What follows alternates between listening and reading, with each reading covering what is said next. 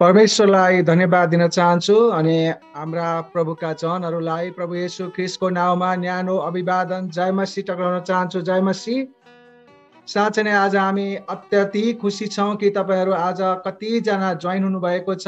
यो CPF police Christian police fellowship हो। यो क्रिस्चियन पुलिस फेलोसिप मात्र होइन, यो नन पुलिसहरूको पनि फेलोसिप हो।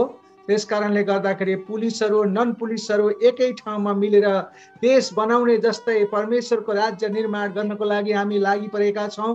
कति सुन्दर, कति राम्रो, एकले अर्कालाई उत्साह मिलिराखेको छ।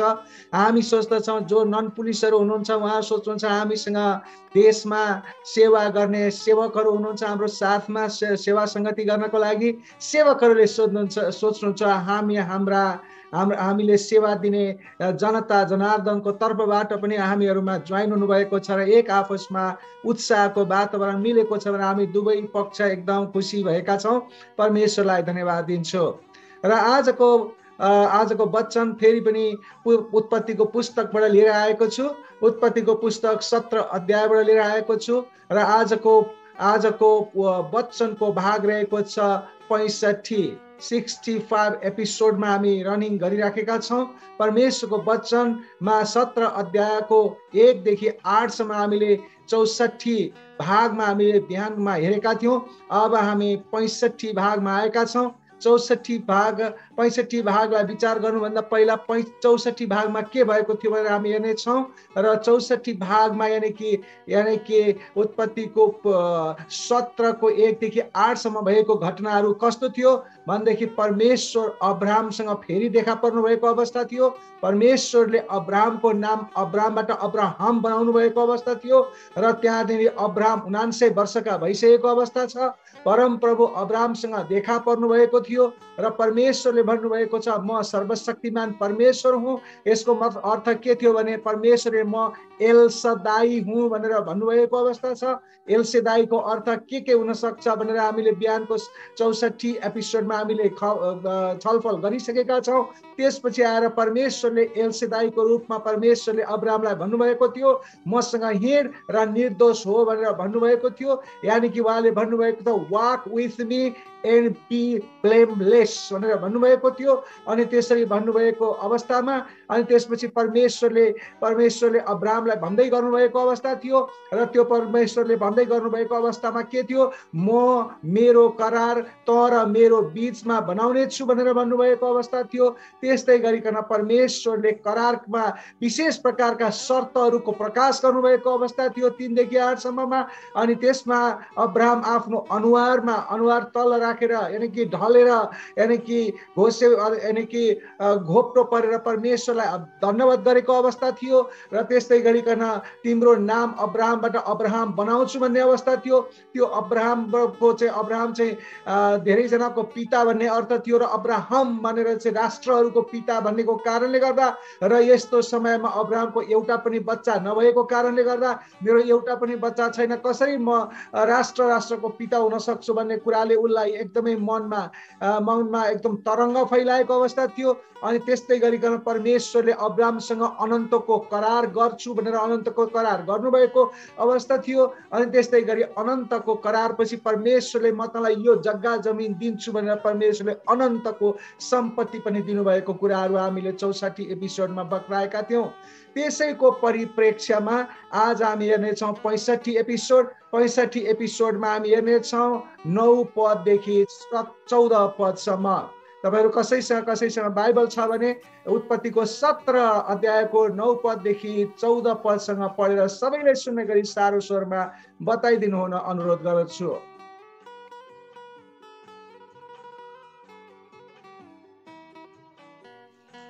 हुन्छ, म पढिदिनेछु 17 अध्यायको 9 देखि 14 पदसम्म हैन गुरुबा?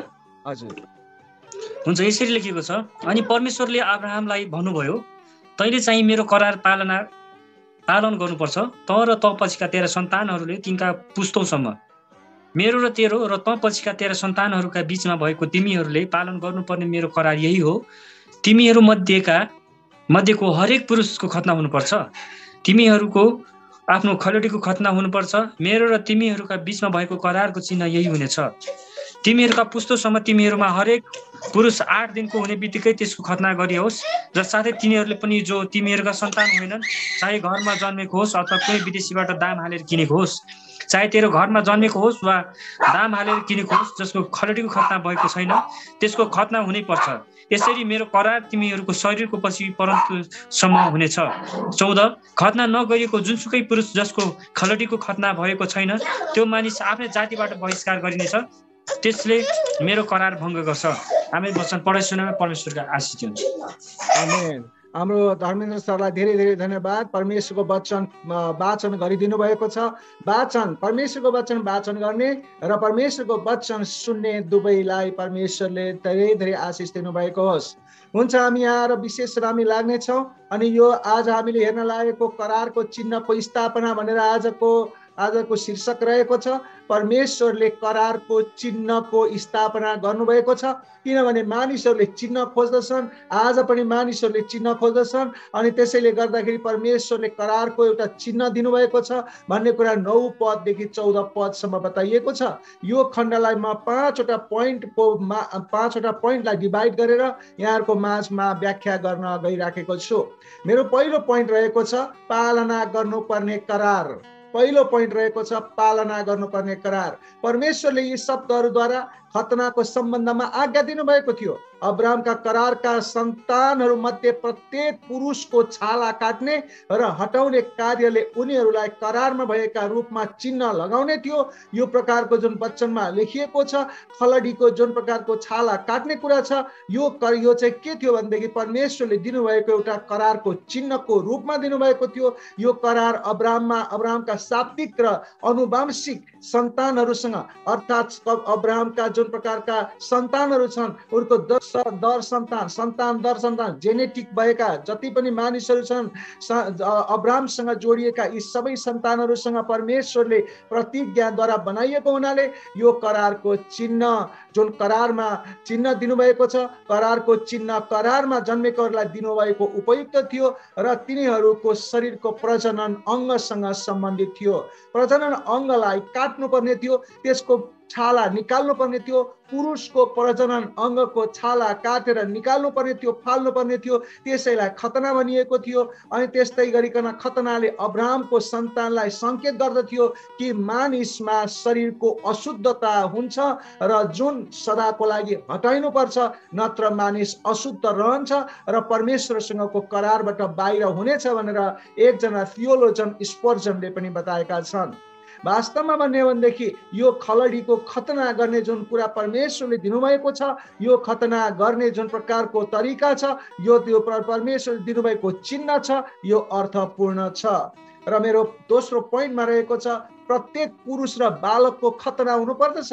प्रत्येक पुरुष र बालकको खतना हुनुपर्दछ भनेको मतलब अर्थात् यसले के भन्न खोजेको छ त भन्दाखेरि पहिलो पटक परमेश्वरले अब्राहमलाई करारको सम्बन्धमा केही गर्नलाई भन्नुभएको छ। उहाँले अब्राहमलाई भन्नुभयो कि उनका सन्तानहरूले आफैमा करारको चिन्ह लिनुपर्दछ। उनीहरूले विश्वासद्वारा करार प्राप्त गरेको देखाउँदै यो कार्यलाई संस्थागत परमेश्वरले गरिदिनु भएको अवस्था छ।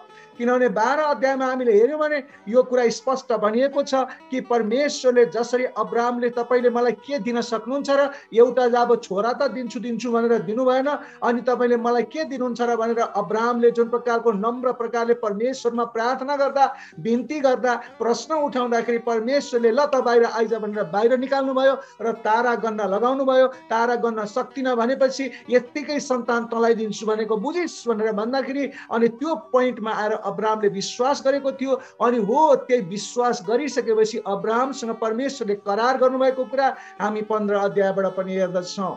अनि यो करार चाहिँ कसरी भयो त भन्दा विश्वासको जगमा टेकेर करार गरिएको छ। त्यसकारण यो जुन खतनाको चिन्ह छ, यो चिन्हको लागि चिन्ह होइन, यो त खासमा परमेश्वरले दिनुभएको करारको चिन्ह हो। यो करारको चिन्ह मात्र होइन, यो अब्राहमले गरेको विश्वासको चिन्ह पनि हो। त्यसैले परमेश्वरले भन्नुभएको छ प्रत्येक पुरुष र बालकको खतना हुनुपर्छ भनेर भनिएको छ। अनि यो पुरुष मात्रै उमेर पुगेको पुरुष मात्रै होइन, तर बालकको पनि केटा मान्छे बच्चा छ भने उसको पनि खतना गर्नुपर्छ भनेर यो कुरा भनिएको छ। त्यस्तै गरिकन तेस्रो पोइन्टमा भन्दछु तपाईहरुलाई, छालाको मासुमा तिम्रो खतना हुनु पर्दछ। छालाको मासुमा तिम्रो खतना आउनु पर्दछ। अर्थात् खतनाको चिन्ह के थियो त भन्दाखेरि खतना के को लागि दिएको थियो त एउटा त्यो घटनाको चिन्हको लागि दिएको थियो। जस्तो हामीलाई प्रभु भोज पनि परमेश्वरले दिनुभएको छ, त्यो पनि एउटा घटनाको चिन्हको लागि दिएको छ। जस्तो पास ओभरका कुराहरू छन्, अनि ती पास ओभरका कुराहरू पनि हामीलाई चिन्हको रूपमा दिएको छ। अनि त्यो प्रभु भोज पनि हामीलाई पास ओभरकै कनेक्सनबाट दिएको छ, जसलाई हामीहरू के भन्दछौँ, परमेश्वरसँग हामीले भोज खाएको भन्दछौँ। त्यस्तै गरिकन यहाँ खतनाको चिन्ह थियो, पुरुषको प्रजनन अङ्गको छाला काटेर चिन्ह लगाउनु थियो। अनि धेरै महत्त्वपूर्ण कारणहरूको लागि परमेश्वरले यो चिन्ह रोज्नु भएको कुराहरू हामी यहाँ देख्दछौँ। के छन् त? त्यस बेला संसारमा खतना अपरिचित चिज थिएन। त्यो बेला अब्राहमको समयमा अरू विभिन्न जातिहरू, विभिन्न संस्कार मान्ने मानिसहरूको बीचमा पनि खतनाको प्रचलन थियो। त्यस कारणले परमेश्वरले जुन प्रकारको प्रचलन यानि कि संस्कृति यानि कि कल्चरलाई नै प्रयोग गरेर अब्राहमलाई पनि त्यो खतनाको चिन्ह दिनुभयो। त्यस्तै गरिकन त्यहाँ भनिएको छ, यहाँ निसन्देह स्वच्छताका कारणहरू थिए। विशेष गरी पुरातन संसारमा यो अभ्यास अर्थपूर्ण थियो भनेर भनिएको छ। त्यहाँ केही चिकित्सकीय प्रमाणहरू पनि छन्। चिकित्सकहरूले प्रमाणहरू दिएका छन् कि यो अभ्यासले यानि कि खतना गर्नाले वास्तवमा यहुदी जातिहरूको दीर्घकालीन जोशमा योगदान पुर्याएको कुराहरू मोरिस भन्ने एकजना थियोलोजनले बताएका छन्। अर्थात् जुन यहुदी जातिहरूलाई परमेश्वरले भन्नुभएको थियो, के भन्नुभएको थियो, फल्दै फुल्दै वृद्धि हुँदै जाऊ। अनि जुन यहाँनिर चिकित्सकको प्रमाण अनुसारले भनिएको छ, जुन पुरुषले खलडीको खतना गरेको छ त्यसले त्यो मान्छे बढी फलदायी भएको कुराहरू हामीले यहाँ देखेका छौँ। त्यस्तै गरिकन मैकमिलन एउटा किताब छापिएको थियो। मैकमिलन भन्ने मान्छेले नन अफ दिस डिजिजेस भनेर एउटा किताब छापेको थियो 1949 र 1954 को समयमा। त्यो अध्ययन गर्दाखेरि के गरेको थियो, उनले अध्ययन गर्दा त्यो डिस्कभर गर्दा के गरेको थियो, त्यो रिसर्चमा उसले के भनेको थियो कि यहुदी महिलाहरूको पाठेघरको क्यान्सर, धेरै जसो यहुदी महिलाहरूको पाठेघरको क्यान्सर नहुँदो रहेछ भन्ने कुराहरू त्यो पत्ता लगाएको थियो। किन नहुँदो रहेछ भन्ने कुरा पत्ता लगाउँदै जाँदा त उनीहरूको श्रीमान खतना भएका हुँदो रहेछन्। अनि त्यो खतना भएको कारणले गर्दाखेरि उनीहरूको अङ्ग सफा हुने, अनि त्यसले गर्दा उनीहरूको अङ्गबाट फोहोर कुराहरू त्यहाँ आफ्नो महिलामाथि नजाने, अनि त्यसले गर्दाखेरि क्यान्सर नहुने कुराहरू उल्लेख गरिएको कुराहरू हामी पाउँदछौँ। त्यस्तै गरिकन अझ महत्त्वपूर्ण भनेको खतना भनेको शरीरलाई हटाउनु वा शरीरमा भरोसा नगर्नको लागि करारको उपयुक्त चिन्ह हो। अर्थात् परमेश्वरले यहाँ के कुरा भन्नुभएको छ त भन्दा यसको महत्त्वपूर्ण कुरा के हो त, खलडीको खतना गर्ने भनेको शरीरलाई हटाउनु, यानि कि शरीरमा भरोसा नगर्नु। यो शरीर जुन छ, मानिसहरूको जुन खलडीको खतना गरिसकेपछि उसको दिमागमा यो कुराको सन्देश जाँदछ कि यो जुन अङ्ग छ त्यो अङ्ग यानि कि शरीरको भरोसा छैन, तर परमेश्वरमा भरोसा गर्नुपर्छ। तर यो चाहिँ विशेष गरी करारको उपयुक्त चिन्हको रूपमा परमेश्वरले दिनुभएको छ। त्यसैले गर्दा यो मैले जे गरिरहेको छु खतना, त्यो खतना चाहिँ वास्तवमा भन्ने हो भने परमेश्वरलाई सम्झनाको लागि अनि त्यो गरिएको छ। किनभने उसले जब जब आफ्नो श्रीमतीसँग समागम गर्दछ अथवा जब जब उसले आफ्नो शरीरलाई सरसफाइ गर्नपट्टि लाग्दछ, उसले के देख्दछ त भन्दा खतनाको कुराहरू सम्झिँदछ। जब जब उसले खतनाको कुराहरू सम्झिँदछ तब उसले परमेश्वरसँग भएको करार र अब्राहमले परमेश्वरसँग गरेको विश्वासको कारणले गरेको करारलाई सम्झिँदछ। साथै अर्को कुरा के छ भने खतना प्रजनन अङ्गसँग सम्बन्धित भएको हुनाले गर्दा यो अब्राहमको विशेष सन्तानको सम्झनाको रूपमा पनि महत्त्वपूर्ण छ। किनभने खलडी जुन प्रकारको त्यसो खतना गरिएको कारणले गर्दाखेरि त्यो खलडी के गरिएको छ भने एउटा विशेष कामको लागि छुट्याइएको छ। तिम्रो खलडीबाट एउटा विशेष कामको लागि छुट्याइएको छ, त्यहाँबाट के आउनेछ, मसीह आउने छ भनेर त्यो प्रकारको कति महत्त्वपूर्ण छ भन्ने कुराहरू देखाइएको छ।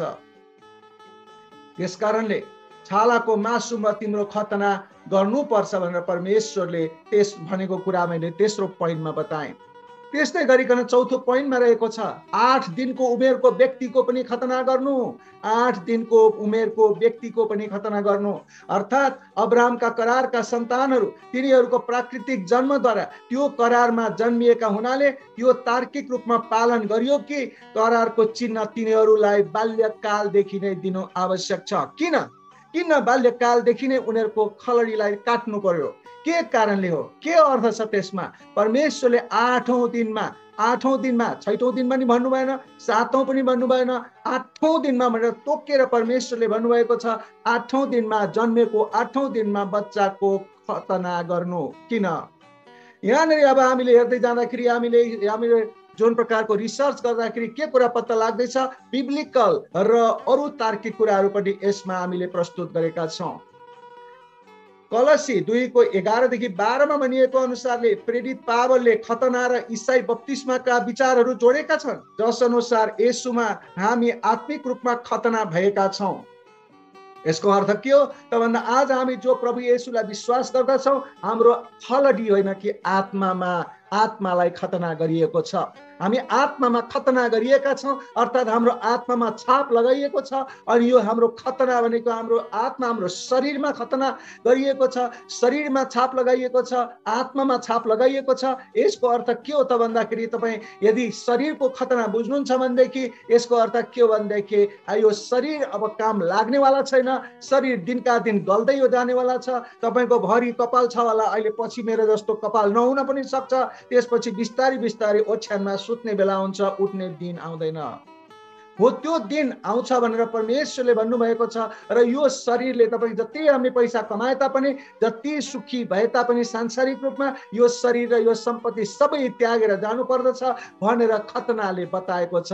त्यस कारणले गर्दाखेरि त्यो खतना यदि हामी सोच्छौँ भने, मेरो आत्माको खतना भएको भनेर हामी सोच्छौँ भने, विश्वासद्वारा जसरी अब्राहमले परमेश्वरलाई रुचाएका थिए त्यस्तै गरिकन हामीले रुचायौँ भनेदेखि परमेश्वरले अब्राहमसँग गरेको जति करार छ त्यो करार हाम्रो जीवनमा पनि लागू हुनलाई आइपुग्दछ। अब बप्तिस्माको विचारहरू जसरी पावलले जोडेका छन्, येशूमा हामी आत्मिक रूपमा खतना भएका छौँ भनेर मैले भनिसकेँ, र हामी पनि बप्तिस्मा येशूसँगै गाडिएका छौँ। हामी पनि जसै प्रभु येशूको लागि हामी खतना भएको भनेको मतलब येशू जहाँ जहाँ जानुभयो त्यहाँमा हामी पुग्ने हाम्रो प्रण हो। प्रभु येशू च्यानमा गाडिनु भयो, हामी पनि गाडिएका छौँ भनेर हामीले विश्वास गर्दछौँ। प्रभु येशू बौरी उठ्नुभयो, हामी पनि त्यो दिनमा बौरी उठाइने छौँ भनेर हामी विश्वास गर्दछौँ। अनि शरीर त बौरी उठ्दैन, तर परमेश्वरले हाम्रो शरीरमा खतना गरेको, यानी कि खतनाद्वारा हाम्रो शरीरलाई काटेको, यानी कि हाम्रो शरीर त्यागेको, अनि जीवित बलिदानको रूपमा हामीले त्यागेको, जसरी रोमीको 12 अध्यायको 1-2 भन्दछ। अनि त्यो प्रकारले हाम्रो शरीरलाई त्यागेको, वास्ता नगरेको, हामी यो पृथ्वीमा बास बस्न मात्रै आएका हौँ। यो पृथ्वीमा जे जति गर्छौँ ती सबै क्षणिक हुन्। हाम्रो आत्मालाई जोगाउनु पर्छ। त्यसकारण आत्मा कहाँ जान्छ त्यहाँ येशू, जहाँ जानुहुन्छ त्यहाँ जान्छ। येशू गएको ठाउँमा आत्मा जानुपर्छ भनेर प्रण गरेर अगाडि बढ्ने मान्छेको शरीरै खतना भएको भनेर बुझ्नु पर्दछ। त्यस्तै गरिकन बप्तिस्मा क्रिस्चियनहरूले नयाँ करार प्राप्त गर्ने र त्यस अन्तर्गत बाँच्ने करारको चिन्ह हो भनी पावलले भनेनन्। अर्थात् के त भन्दाखेरि बप्तिस्मा क्रिस्चियनहरूले नयाँ करार प्राप्त गर्ने उपाय हो भनेर भनेको छैन। बप्तिस्माको कारणले गर्दा हामी क्रिस्चियन हुन्छौँ भन्ने कुरा होइन यसको मतलब। बप्तिस्मा लिँदैमा क्रिस्चियन हुँदैन, तर विश्वास गरेपछि क्रिस्चियन हुँदछ। त्यस अन्तर्गत बाँच्ने चिन्ह हो करार। अनि जसले विश्वास गर्दछ, पावलले भनेका छन्, जसले विश्वास गर्दछ उसमा पवित्र आत्माले छाप लगाउनुहुँदछ। जसरी चिन्ह दिएको छ परमेश्वरले खलडीको खतना गरेर, त्यस्तै गरिकन ठिक त्यस्तै गरिकन पवित्र आत्माले हाम्रो हृदयमा के गर्नुहुन्छ? चिन्ह दिनुहुन्छ, चिन्ह लगाउनुहुन्छ। यदि त्यो जडान गरिएको जस्तो उदाहरणको लागि भनौँ, यदि महत्त्वपूर्ण कुरा यो छ कि यदि हामीहरूको खलडीको खतना गर्दैमा स्वर्ग जाने हो भनेदेखि, अनि यो अत्यन्तै सजिलो तरिका हुने थियो स्वर्ग जानको लागि। हाम्रो सन्तानहरूले प्रभु येशूलाई विश्वास नगरे पनि हुन्थ्यो, तर प्रभु येशूको परमेश्वरको त्यो उद्देश्य होइन। तर यो त खलडीको खतना भनेको त एउटा जस्ट चिन्ह मात्रै हो, ताकि उनीहरूले पटक पटक त्यो देख्नेछन् आफ्नो खतना गरेको कुरा देख्नेछन्, हेर्नेछन्, पटक पटक दिनको कतिचोटि हेर्नेछन् होला। अनि दिनदिनै उनीहरूले परमेश्वरले गर्नुभएको जुन प्रकारको खतनाद्वारा त्यो गरेको करारलाई सम्झिनेछन्। यस्तै गरिकन विश्वासद्वारा ईश्वरको कृपाले त्यसलाई के हुन्छ त भन्दा त्यो जन्मदछ। जो मानिसले परमेश्वरलाई विश्वास गर्दछ अनि त्यो यूहन्नाको 3 अध्यायमा भनेको जस्तो उसले फेरि जन्म लिँदछ। यसको मतलब जुन मानिसलाई अथवा बच्चालाई खतना गरियो त्यसले बच्चाहरूलाई बप्तिस्मा दिनुपर्छ भन्ने लगाउनु गलत र हानिकारक विषय छ। तर पनि परमेश्वरले जुन प्रकारको खतना गर्नको लागि सम्झनाको रूपमा दिनुभयो, यसको मतलब बच्चालाई पनि बप्तिस्मा दिनुपर्छ भन्ने अर्थमा बुझ्नु हानिकारक हुनेछ। एकजना ईश्वर शास्त्रीले भनेका छन् कि यस प्रकारका अब्राहमको सन्तानको खतना गरिएको छ। अब्राहमको सन्तान भएका सबैले बप्तिस्मा लिनुपर्छ भन्ने निष्कर्ष निकाल्नुहुन्छ र म यो निष्कर्षमा झुक्दिनँ भनेर ती थियोलोजनले भनेका छन्। अर्थात् तर म यसलाई सोध्छु कि अब्राहमका साँचो सन्तान हुन्। को चाहिँ अब्राहमका साँचो सन्तान हुन् भनेर म सोध्दछु। पावलले रोमीको 9:8 जवाब दिँदछन्, जो शरीरका सन्तान हुन् तिनीहरू परमेश्वरको सन्तान होइनन्, तर प्रतिज्ञाका सन्तानहरू बिउको रूपमा गनिन्छन् भनेर थियोलोजन स्पर्जनले भनेका छन्। जति धेरै प्रभु येशू ख्रीष्टमा विश्वास गर्छन्, चाहे तिनीहरू यहुदी होस् वा अन्य जातिहरू अब्राहमका सन्तानहरू हुन्, चाहे उनीहरू चाहे जस्तो सुकै जात जातिका हुन्, त्यसमा फरक पर्दैन। चाहे अनुग्रहमा 8 दिन पुरानो होस् वा बढी वा कम, अब्राहमको सन्तान प्रत्येकलाई बप्तिस्मा गर्ने अधिकार छ भनेर थियोलोजन स्पर्जनले भनेका छन्। परमेश्वरले सम्भवतः 8औं दिनमा बच्चाहरूको खतना गर्न आदेश दिनुभएको थियो, किनभने त्यो दिन हो जब शिशुको इम्युन सिस्टम अथवा प्रतिरक्षा प्रणाली यस्तो प्रक्रियाको लागि अप्टिमल लेभल अथवा त्यो स्तरमा सहन सक्ने स्तरमा हुँदछ। यानी म्याकमिलनले पनि भनेका छन् कि नवजात बच्चाहरूलाई जीवनको दोस्रो र 5औं दिनको बीचमा रक्तस्रावको लागि विशेष संवेदनशीलता रहेको हुन्छ भनेर टिप्पणी गरेका छन्। यस्तो देखिन्छ कि रगत जम्ने एक महत्त्वपूर्ण एजेन्टलाई भिटामिन के भन्दछ। जीवनको 5औं देखि 7औं दिनसम्म सामान्यतया यो भिटामिन के बनिसकेको हुँदैन मानिसमा। अनि तर अर्को रगत जम्ने एजेन्ट भन्ने प्रोथ्रोम्बिन भन्ने हुन्छ। जीवनको ठीक 8औं दिनमा शिशुहरूमा त्यसको उच्चतम स्तर वृद्धि भइसकेको हुन्छ, जसले गर्दा 8औं दिनलाई सबैभन्दा सुरक्षित शिशुको खतना गर्ने सबैभन्दा प्रारम्भिक दिन भनेर परमेश्वरले तोकिदिनु भएको छ। परमेश्वर साइन्टिस्टका पनि साइन्टिस्ट हुनुहुन्छ। मानिसहरूको जुन प्रकारको बच्चाको खलडीको खतना गर्दाखेरि त्यो बेलामा कुनै औषधि नभएको कारणले गर्दाखेरि त्यहाँ काट्दाखेरि रगत बग्ने र त्यो मर्ने सम्भावना हुने थियो। त्यसले गर्दा परमेश्वरले दिन तोकिदिनु भयो। पहिलो दिन होइन, दोस्रो दिन होइन, 5औं दिन पनि होइन, 7औं दिन पनि होइन, ठिक्क 8औं दिनको दिन काट्नु केही पनि हुँदैन भनेर भनिएको अर्थ के थियो त भन्दा र त्यो काट्दाखेरि रगत नआउने अथवा रगतलाई छिटो जम्ने जुन प्रकारको एजेन्ट हुन्छ त्यो एजेन्ट त्यहाँनिर उपलब्ध हुने थियो 8औं दिनमा भनेर परमेश्वरले त्यो किसिमको कुरा भन्नुभएको कुरा वैज्ञानिकहरूले पनि पुष्टि गरेका छन्। त्यसैले गर्दाखेरि परमेश्वरले बच्चालाई 8औं दिनमा खलडीको खतना गर्न आदेश दिनुभएको छ। त्यस्तै गरिकन 5औं अनि अन्तिम पोइन्ट आएको छ, खतना नगरिएको केटा बच्चाले मेरो करार तोडेको हुन्छ। यानी कि जसले खलडीको खतना गर्दैन थियो त्यो बेलामा त्यसले परमेश्वरको करार तोडेको कन्सिडर गरिने थियो। खतनालाई अस्वीकार गर्नेले करारको चिन्हलाई अस्वीकार गरेको हुनेछ। तिनीहरू परमेश्वरकोले अब्राहमसँग गर्नुभएको करारको मित्र हुँदैनन्। यो खतनाले तिनीहरू जसले प्रभुलाई विश्वास गर्दछन् उनीहरूलाई परमेश्वरले आफ्नो मित्र मान्नुहुन्छ। जसरी परमेश्वरले अब्राहमलाई आफ्नो मित्र मान्नुभएको छ, जसरी परमेश्वरले मोशालाई आफ्नो मित्र भन्नुभएको छ, त्यस्तै प्रकारले जसरी प्रभु येशूले भन्नुभएको छ हामीलाई परमेश्वरको वचनमा, तिमीहरूलाई म अबदेखि दास भन्दिन, तिमीहरूलाई म अबदेखि मित्र भन्छु, किनभने तिमीहरूको के भएको छ। उहाँले किन त्यसो भन्नुभएको भनेदेखि हाम्रो आत्माको खतना भइसकेको छ। त्यसैले जस जसको खतना भएको छ तिनीहरूलाई परमेश्वरले मित्र मान्नुहुन्छ।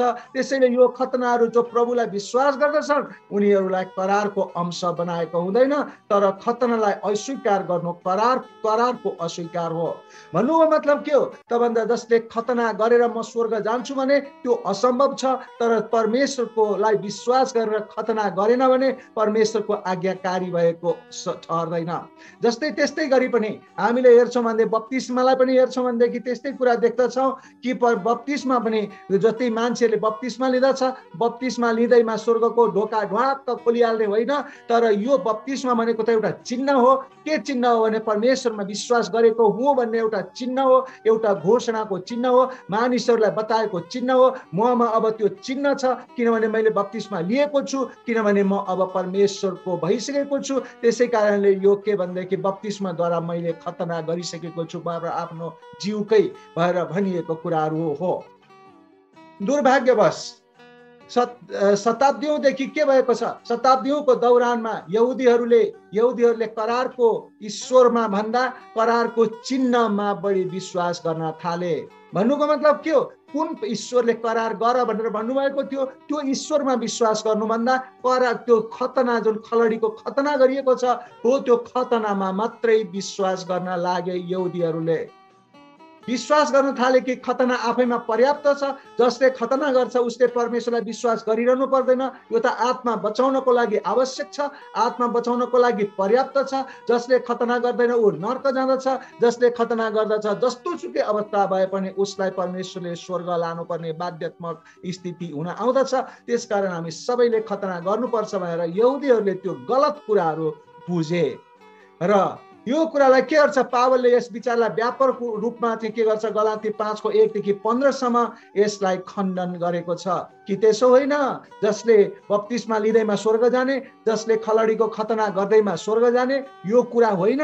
त्यसको अर्थमा यो भनिएको होइन, यो त चिन्ह दिएको। तिमीले आफ्नो खलडीलाई जति बेला हेर्दछौ त्यो अनुभव गर्दछौ, त्यो अनुभव चाहिँ के गर्दछौ भनेदेखि परमेश्वरले तिमीमाथि गरेको प्रतिज्ञा करार को सम्झनाको लागि यो दिनुभएको भनेर पावलले भनेका छन्।